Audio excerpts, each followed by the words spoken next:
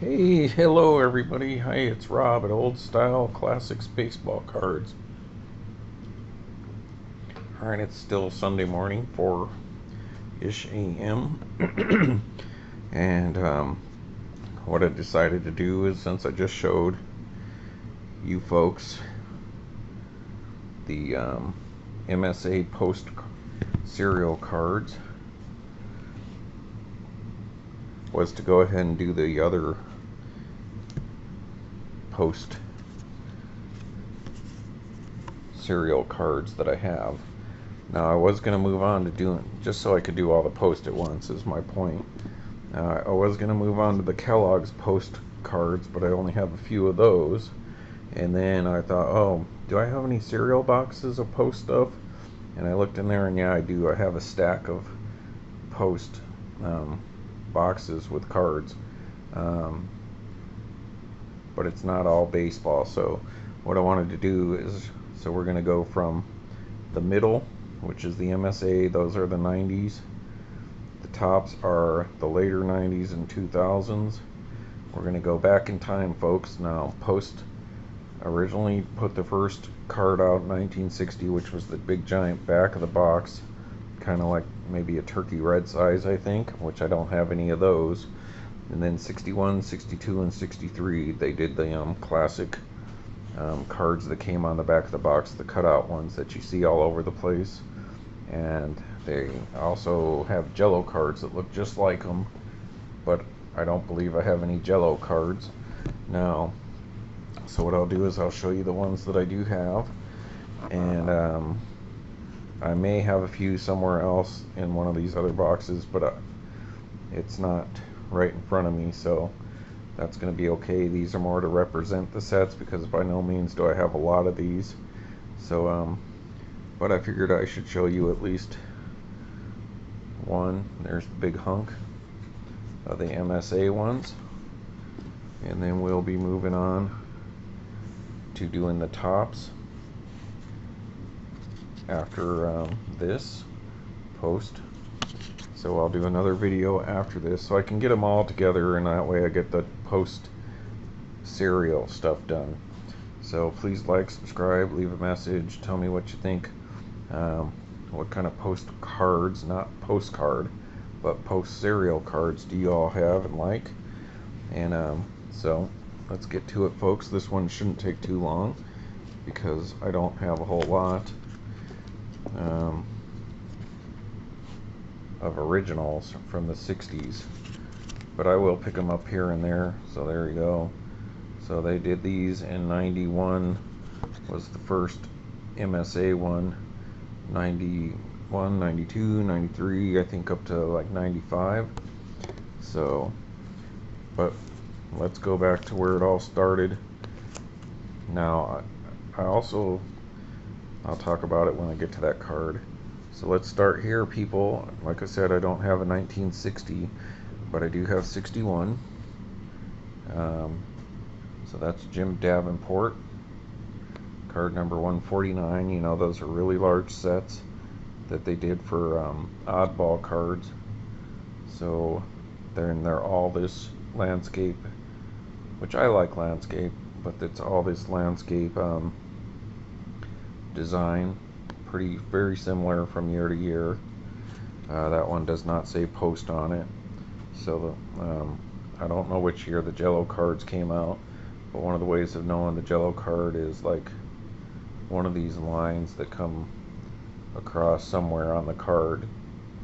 The Post one either goes all the way across to the end of the card and the Jello doesn't, or vice versa. So there we go. There's a 1961 Jim Davenport. There you go, Giants fans. They paid for the ability to use the logos, but I'm sure it wasn't a big deal back then. Major League Baseball probably begging them to put stuff on there to keep it important. And so this is obviously not this card, so this soft sleeve I just took from something else. But I guess I did pay $4 for this somewhere, so that looks more like card show to me, probably. or a baseball card shop that's no longer around anymore. So there's 61. Alright, so that's the only 61 I have.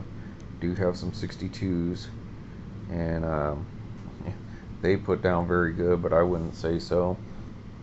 That is Hall of Famer Kaline. Obviously kids cut these cards off the back of the cereal box, blank backs, and so $5 I probably paid.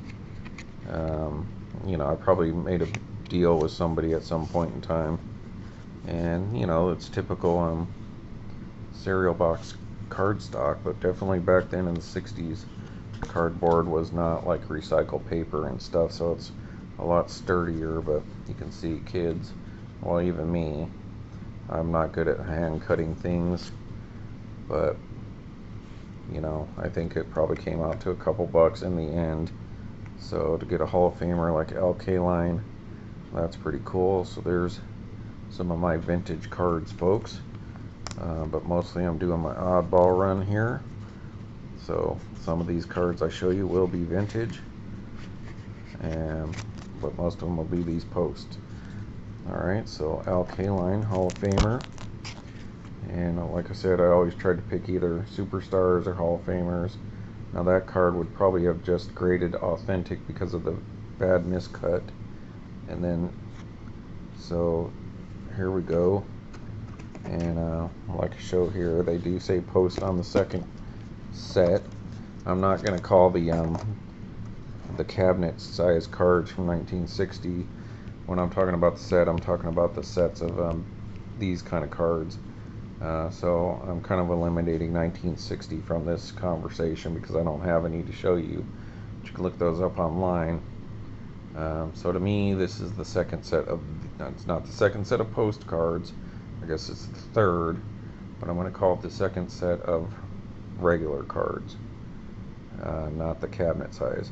So there we go, Hall of Famer Harmon Killebrew, number 85. And once again, let's take a look at the difference here from one year to the next. And so the American League, I believe, is in blue, and maybe this year they were all just black. So there is a little bit of difference from one year to the next. Obviously you see the Post on there now, and that's Harmon Killebrew, part of 500 Home Run Club, blank back. That one's pretty decently cut.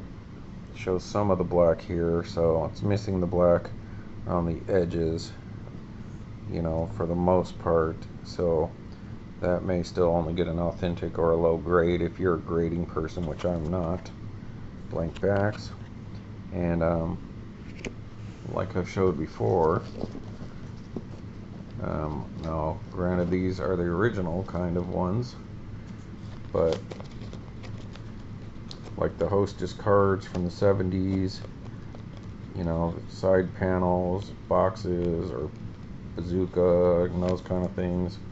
It's reminiscent to me of like these MSA cards from 1987, the Kraft Dinners, Home Plate Heroes, you know, different size. But this is what I'm talking about when I say I really like these cards, is they're just super simple. Now these are a little busy. If I have any complaint, it's like they stuff too much information in one spot, but it's still really cool because it's different than your average card at the time. But I liked how simple stuff was like this, even into the 60s, even into the 80s. So that's not exactly the same, but you can see the reminisce of you know, just the connection. It's just oddball cards. I love them. I'd much rather have some of these than some of the regular cards, and I know some of you people think I'm crazy who are flagship collectors and stuff like that, but this is just what baseball cards to me were originally supposed to be, and that is a product enticement to get you to buy that cereal and whatever So plenty of people showing these cards, but that's beauty. That's a really nice shaped Hall of Famer. Alright, next. I don't think he's a Hall of Famer, but obviously a big name in baseball cards. And that's Felipe Alou. And so you can see he's a Giant. So for our Giants fans again here in the Bay Area, Felipe Alou, of course, a little miscut there, like, you know, a little curving there, and some pretty, you know, it's got some wear going on here. This one feels like really thick stock. Just going to make sure there's not a second card in here, folks. Sometimes in the past you used to put two cards together to save top loaders. Alright, okay, I see what's going on here. Somebody put that in there back that way. So that card's really pushed in there. It's got a little paper loss right there. So yeah, definitely some super thick stock. So I'm not going to take that all the way out because of how hard it was to get in. So there you go. Felipe Alou, and of course that's Moises Alou's dad, I believe. You know, my feelings about him and the whole Bartman incident. I blame Moises Alou for that, but it has nothing to do with his dad. Alright, so National League looks like they have the red as opposed to the blue for the American League. So the same year, 1962. Reds are National League and blues are American League. So superstar Felipe Alou. Alright.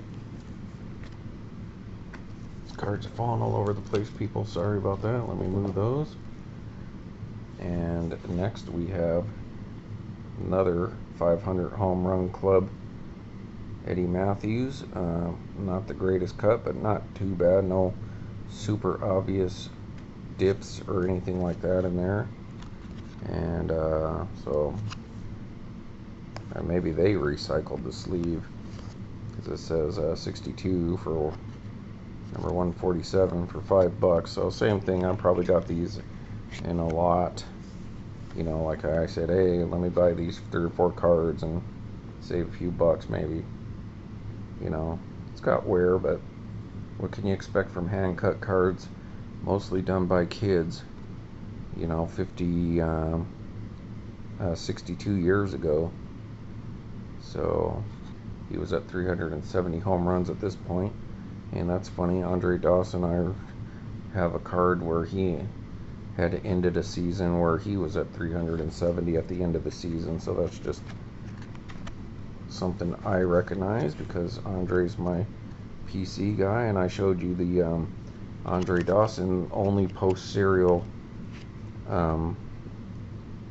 card that I know that he has, and that was the Canadian one.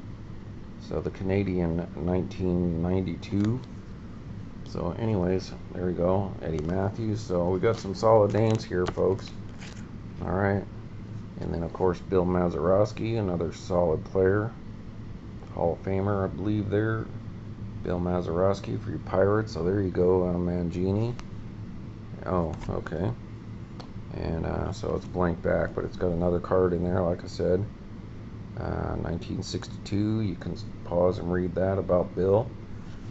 And let's see what we got here. We got one of those press pass winning tickets from,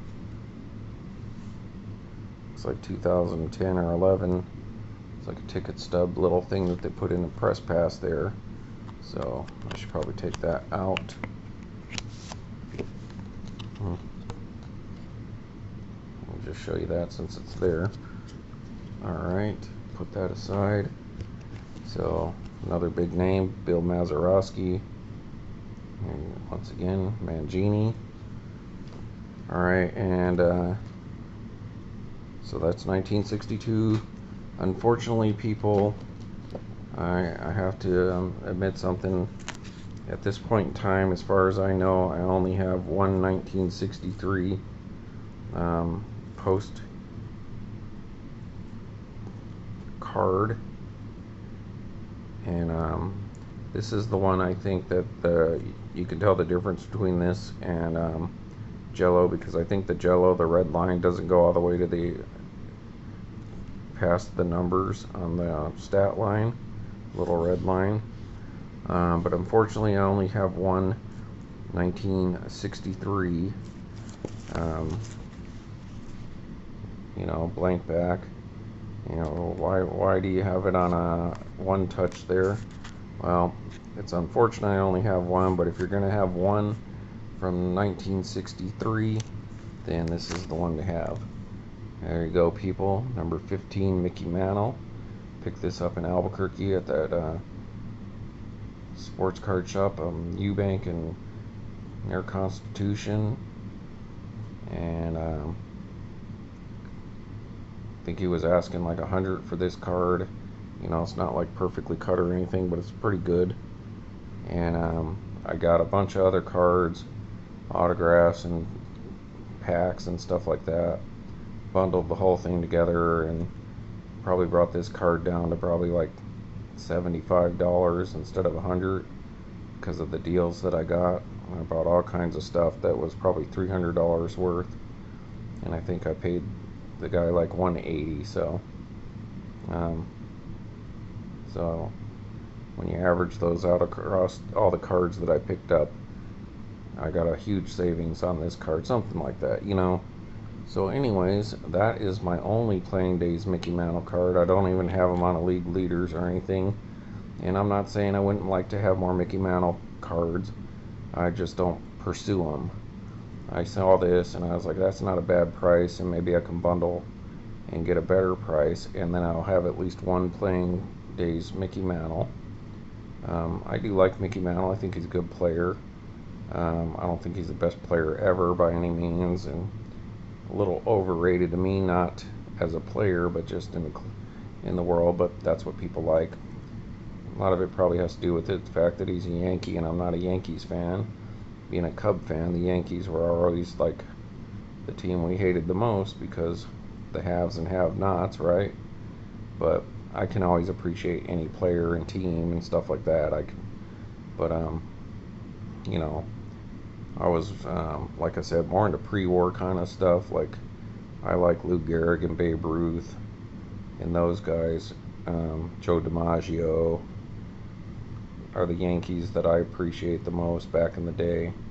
But I do like Mickey Mantle. I think he's a great player. He's just not on the top of my collecting world, but I wanted to have one. So just being honest with you people, there's nothing against Mickey Mantle at all.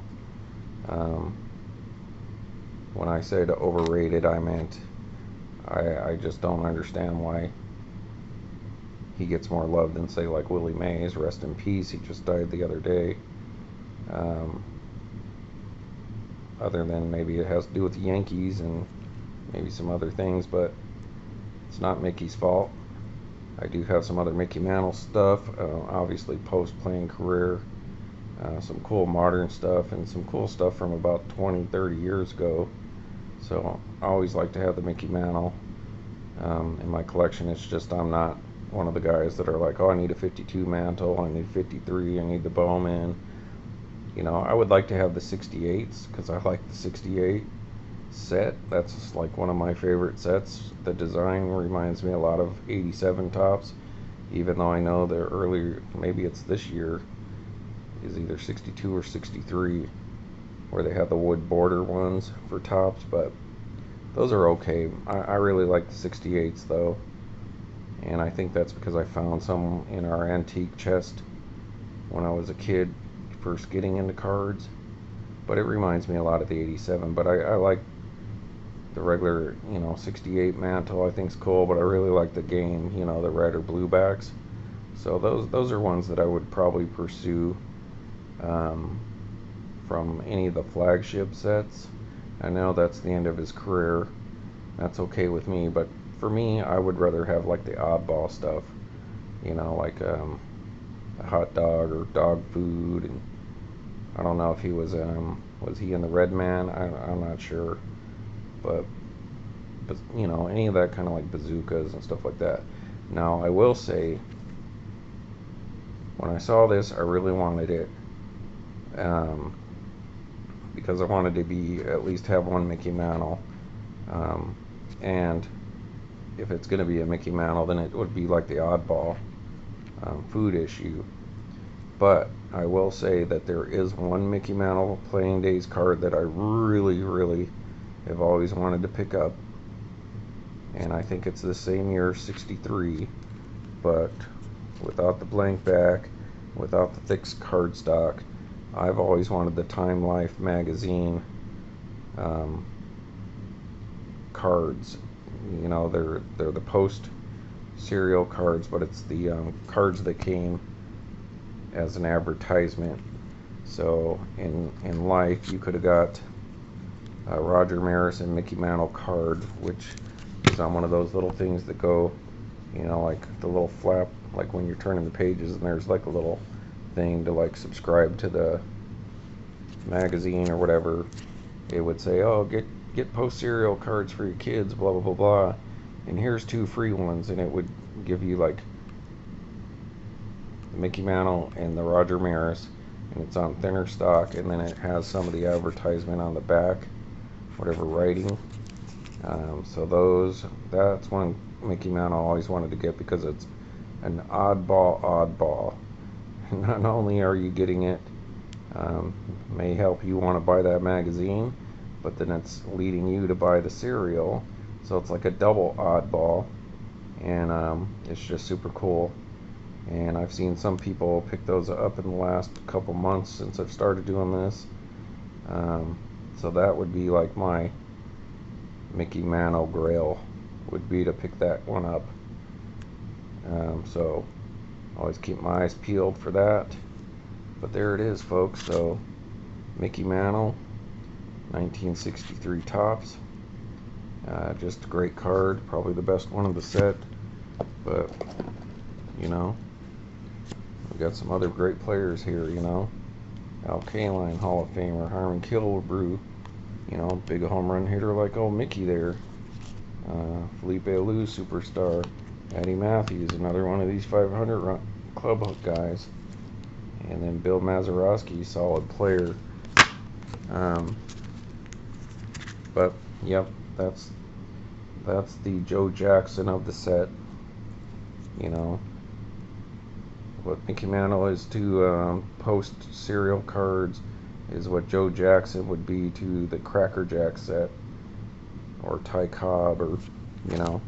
So that's super cool. You can pick these cards up, as you see, for a few bucks here and there. You could usually be like, hey, you got $5 on this, can I give you 3? Stuff like that.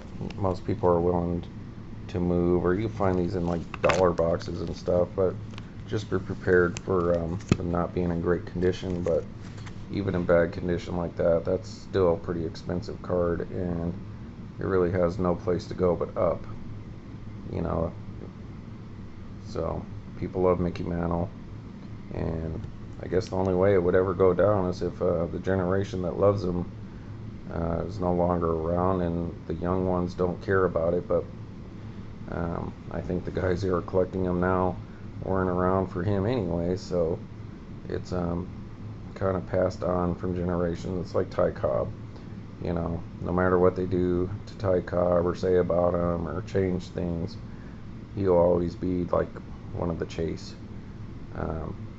So that is sweet. So sorry I don't have that 60 to show you, I just don't have one. But like I said, I don't think I have one of every set anyways. It's just an ongoing search. And so now in this one, and then we could do the Post Tops cards. So get ready for some more baseball and other stuff. So I hope you enjoy this. I'm going to delay the release on this, give each one of these videos like maybe 6 or 7 or 8 hours between them. So you should get Post MSA, Post whoever made those. We'll just call it original Post, and then you'll be looking for the tops. All right, everybody. Thanks for watching Old Style Classics Baseball Cards. Thanks for watching me while I'm doing my oddball run here. And take care. Bye.